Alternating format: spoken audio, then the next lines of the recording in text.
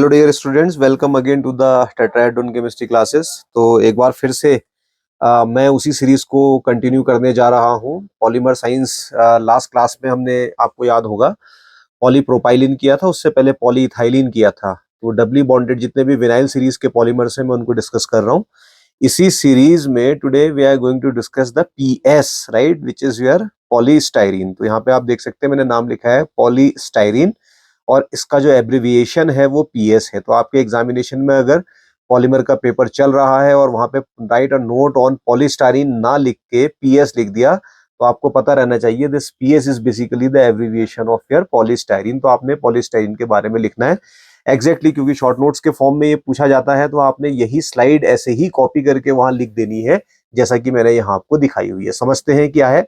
सबसे पहले आप देखेंगे polystyrene is commercially obtained by the free radical addition polymerization. ठीक है, मल्टीपल बॉन्ड इसके पास है यहाँ पर और यहीं से आपका जो है पॉलीमराइजेशन शुरू होना है।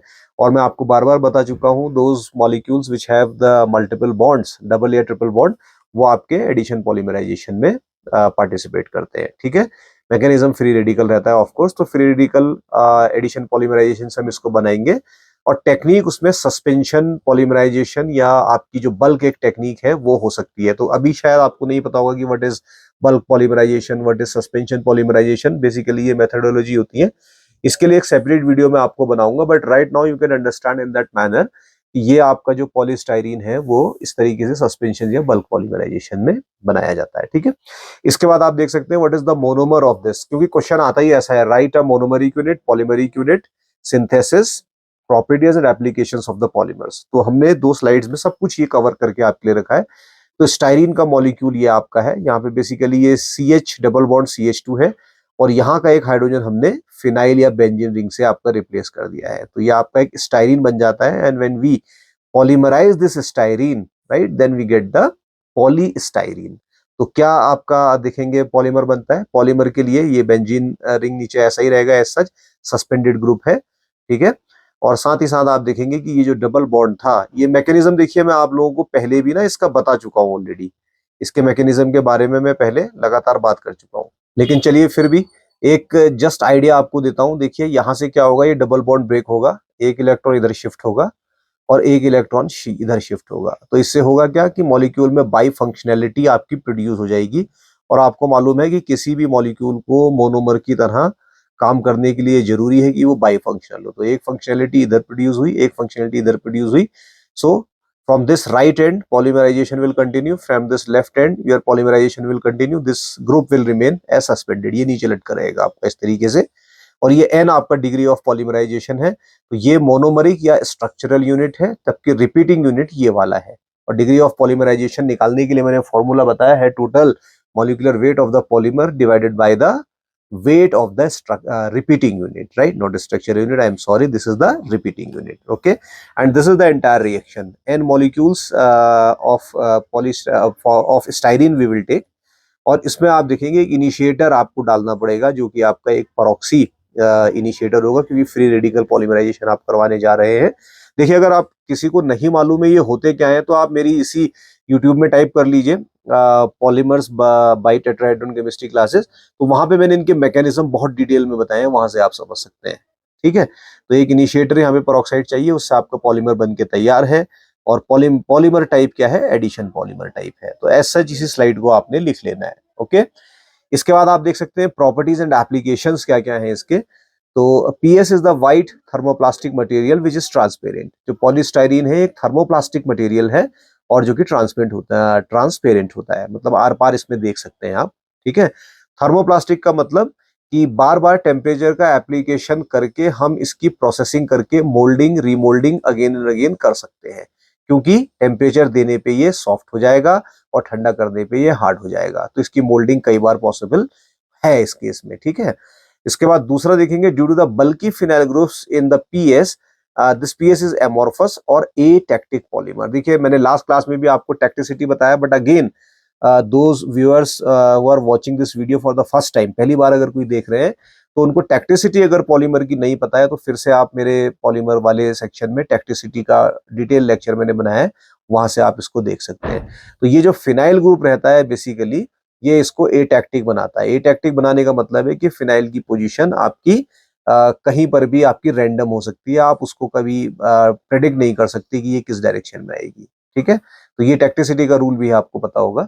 Third is your polystyrene is chemically inert, acid alkali oxidizing agent, OA is the oxidizing agent, RA is the reducing agents, have no effect on it। तो किसी भी तरीके का केमिकल हो भाई, माइल्ड केमिकल की बात चल रही है, स्ट्रॉन्ग की नहीं। ठीक है, और वैसे भी देखिए एज सच क्रूड फॉर्म में अगर आप 100% पॉलीस्टाइरीन लेंगे तो उसके तो बहुत ज्यादा एप्लीकेशन नहीं होते हैं, लेकिन हाँ ब्लेंड करके जब आप इसको कुछ प्रोडक्ट बनाते हैं तब की बात ये हो रही है।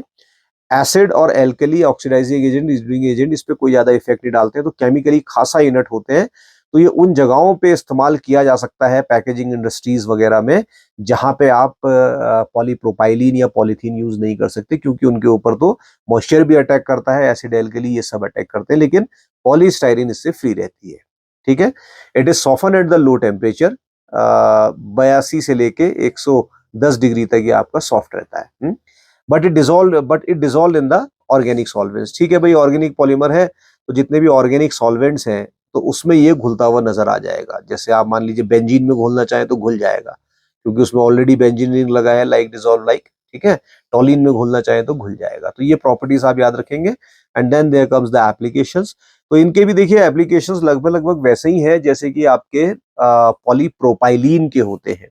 ठीक है, अब इसलिए देखिए तरीका मैंने पहले भी आपको बताया है कि जब भी पॉलीमर्स, क्योंकि बड़ा मुश्किल होता है कि आपके पास 20-25 पॉलीमर्स हैं और सबकी इंडिविजुअल प्रॉपर्टीज याद करें, लेकिन सबके कुछ कॉमन यूज भी होते हैं। तो आप क्या करें, पहले जो पॉलीमर्स होते हैं उनके कॉमन यूज जिन जिनके हैं उनको एक साथ लिख के उनको तो याद कर लीजिए, ताकि एग्जाम में अगर आए तो आप समझ सकें अच्छा ठीक है विनाइल सीरीज का पॉलीमर है, इन सब की एप्लीकेशंस तो ये कॉमन है, उसको तो लिख ले, बाद में स्पेसिफिक करें।